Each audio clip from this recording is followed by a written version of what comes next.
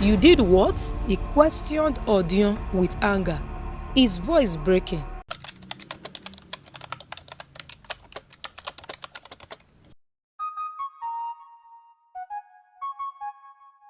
Long ago, in the bustling city of Benin, there lived a hard-working couple named Mr. and Mrs. Osaros. Mr. Osaros, a 40-year-old palm wine tapper, was well known for his sweet and fresh palm wine. People from all over the city would book palm wine for their ceremonies, weddings, birthdays, and even burials. His skill and dedication made him a favorite in the community. Mrs. Osaros, whose full name was Alice Osaros, was a beautiful and kind-hearted woman. At 30 years old, her bright eyes and radiant smile make her the talk of the town. She was a petty trader, selling foodstuffs from a small shop in front of her home. This setup allowed her to stay close to the house and prepare her husband's favorite meal, egusi soup with pounded yam, right on time. Their love for each other was a kind that inspired both admiration and jealousy. When Mr. Osaros came home each day, Alice would greet him with a cheerful, "Welcome, my husband," and he would reply, "Thank you, my dear wife." Their laughter often ranged out, surprising their neighbors, some of whom whispered that such love couldn't last, but it did. And it grew stronger with every passing day. However, one thing was missing from their lives, which is children. They had married over 15 years. They had prayed and hoped for a child, but none came. Whenever Alice saw the neighbor children playing, her heart would ache and tears would fill her eyes. She would cry out to God, asking why her miracle seemed so far away. Mr. Osaros, though equally heartbroken, would console her, saying, "My dear wife, God's time is the best. He will answer us in His own perfect way." Their lives took an unexpected turn when a young man named Odion moved into the neighborhood. Odion, 28 years old, was a handsome and ambitious farmer who owned a large yam plantation. His barn overflowed with yam each season, and many admired his success. However, for reasons even he couldn't explain, Odion harbored an intense hatred for Osaros and his wife. Though they had never wronged him, he reacted angrily at the sight of their kindness and unity. Behind his polite greetings and forced smile, Odion's heart burned with resentment, a bitterness only known to himself. One evening, as the couple relaxed and shared stories, Alice suddenly rushed to the restroom and threw up several times. Mr. Osaros asked, "My wife, are you all right?" She shook her head, confused, and said, "I don't know. My body feels strange." But he assured her that first thing tomorrow, they will go to the hospital to see the doctor. The next day, dressed in their finest clothes, the couple went to see the doctor. After a series of tests, the doctor smiled and said, "Congratulations, your wife is pregnant." Mr. Osaros leaped from his seat with joy, shouting, "I said it! God has done it." Tears of happiness filled Alice's eyes as she whispered a prayer of gratitude. 9 months later, Alice gave birth to a beautiful baby girl. They named her Osamudiame, meaning God stands for me. The couple showered their daughter with love and care, buying her everything a child could need. Their happiness knew no bound, but fate had other plans. Odion just hated the Osaros for no reason. Whenever he saw the couple together, it made him feel bad.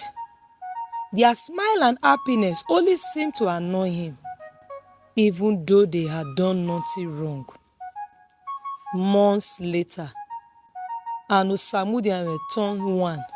She had just begun crawling and exploring the world with curious eyes.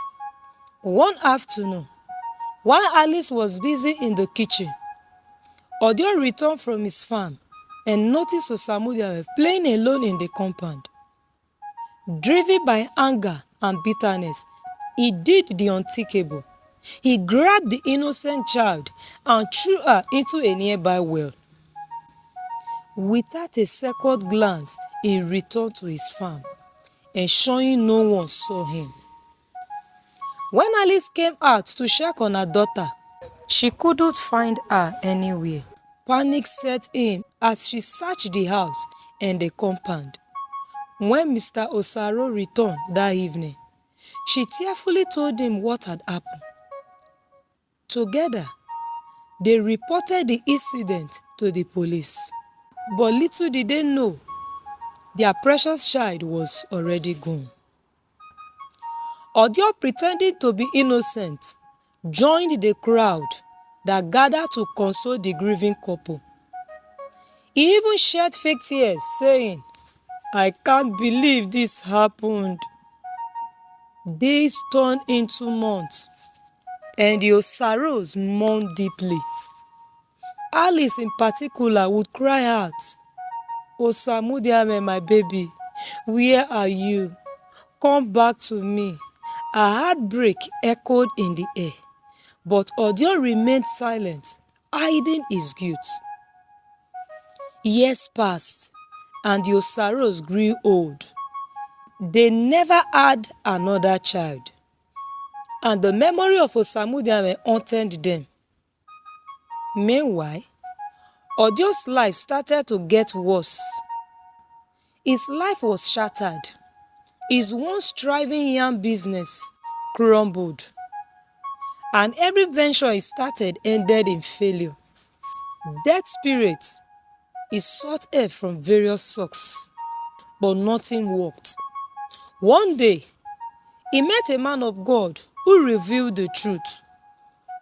"You have committed a grave sin," the man of God said to Odion. Overwhelmed with guilt, Odion confessed everything to his uncle, Mr. Luke. He was horrified, but they both agreed to help him seek forgiveness. Accompanied by the man of God and his uncle, Mr. Luke, Odion visited the Osaros. Time had aged them, and their once vibrant faces were now marked with wrinkles and sorrow. Their hair had turned grey, their movements were slower, but their bond as a couple remained strong. When Odion and the others arrived, the Osaros were sitting in the living room, sharing a quiet moment. Odion stepped forward, his heart pounding. He knelt before them, his voice trembling. "Papa, Mama, it's me, Odion. Do you remember me?" The Osaro exchanged glances, their eyes narrowing in an effort to recognize the man before them. Mr. Osaro spoke first. "Odion, the young farmer who was our neighbor." "Yes, I remember you," he said slowly. He stood conscious. "It's been so many years. How have you been?" Odion lowered his head, tears streaming down his eyes. I have not been well, Papa. I've come to confess something terrible I did." something I've carried in my heart for 20 years. The couple expression shifted from confusion to curiosity and then to fear. Mrs. Osaros leaned forward, her voice soft but firm. What is it? Odion, speak. Odion struggled to find the words, his chest tight with guilt. Finally, he whispered, "It was me. I took your daughter Osamudiame. I threw her into the well out of bitterness and anger." The words felt heavy and shocky, like a loud clap of thunder. Mrs. Osaros' hands flew to her mouth as tears filled her eyes. "What did you just say?"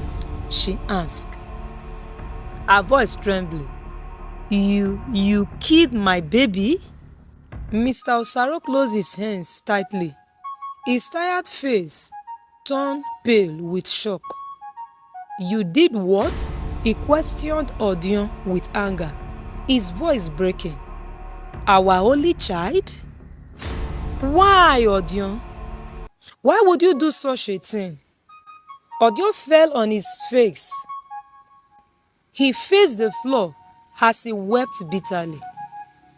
"Papa, it was because I simply hated you both for no reason," Mr. Odion said, "and that hatred spilled over to your daughter.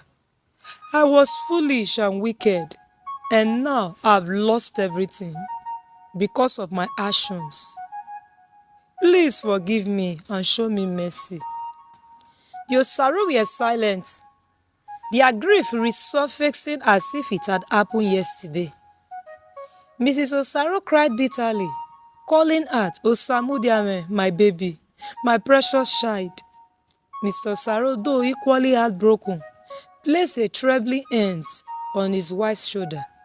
"Alice," he said softly, "stop crying." The man of God stepped forward, his voice calm but firm. "Mama, Papa, Odion had carried this guilt for decades. His life has fallen apart because of the sin he committed. He's here to repent and seek your forgiveness. I know the pain is deep, but please forgive him," the man of God said calmly. It took hours of pleading from Odion, his uncle and the man of God. Finally, Mr. Osaros spoke. "Odion," he said, his voice heavy with sorrow, "what you did is unforgivable in the eyes of man. But we are not God. We have carried this pain for years, and we know what bitterness can do to a soul. For the sake of our heart and our faith, we will forgive you." Mrs. Osaros wiped her tears, her voice shaking. "But forgiveness does not erase what you have done, Odion. Our daughter is gone, and nothing can bring her back. You must make amends. If truly you want our forgiveness, you must take care of us in our old age. Be the child we lost." Odion nodded vigorously, his tears rolling down his cheek. "I will, Mama, Papa. I promise to care for you for the rest of your lives. I will make it up to you, even though I know I can never truly repay you for what I have done." From that day forward, Odion devoted himself to the Osaros. He moved them to a new house, ensuring they had everything they needed, and spent his day making their life look as comfortable as possible. Slowly, their relationship transformed. Though the pain of losing Osamudiame never fully faded, the Osaros found a sense of peace in the new bond they shared with Odion. Odion's story teaches us that it's never too late to turn your life around. His flourishing business and renewed reputation remind us of the power of change and redemption. His journey showed that harboring anger and guilt can hold us back, but choosing forgiveness can heal wounds and open new doors. Let go of bitterness, learn from your mistakes, and allow forgiveness to transform your life. You might just inspire others along the way. This is the end of my story. But my dear listeners, if you were to be Mr. Odion, would you go back to plead for forgiveness after committing that abominable crime? And if you were to be Mr. and Mrs. Osaros, would you have forgiven Mr. Odion for such a wicked act? Let me know your opinion in the comment section. Please don't forget to subscribe to support my channel. Please like this video and share with your friends and family. And also turn on the notification bell to get updated whenever I post new videos. See you in my next episode.